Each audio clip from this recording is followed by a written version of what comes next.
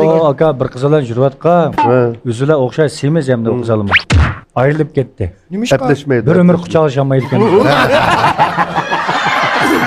Hasret sana qilinglar. Ha. Mushilqa bir uyuqlashqa az yesang, jiqmansang uyuqlaysa deydi-ku. Ha. Tamqam ozg'ansa sen ketmaymi? Buna yanlışlıkla kemik duruşu var mı? Ebey kesilip kaldı. Buna yanlışlıkla kemik duruşu var şu anda burada. Kemiğimiz diye işlemden şey. Yo'q, shu palampening chiqqan vaqtda hech qanday ish yo'q. Ha. Shu palampening tushadigan vaqtda shu Domalasa düşsen olmanda. Düşme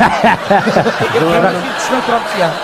Bunu neymiş için toymaydı ondan olsa ebey bu. Köygenlimini yigin kep durdu. Ha.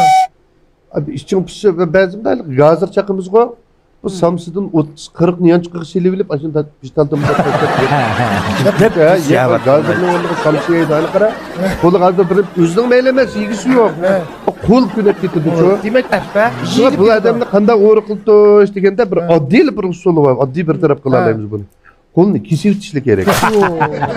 Bunun ondan olsa bunun alaka toydu, toymadı, bol dedi. Bu gonun ölgen bunun da. Başta Bu gonun iyi var bunun çıkıdı yok bunda gonun. Şunu kanda ulatı da. Yine hasret bize yakışıp kaldı. Şahını kırganda yakşı hem de. Dilşat indimi deyme davamlı külüp durup nakşlarını etip жүрген bilen moşunun bazı dolu bir hasırtı bağ kaçan. Oo aka bir kızılan jürvatqa. Üzüle okşay semiz hem de o kızalım.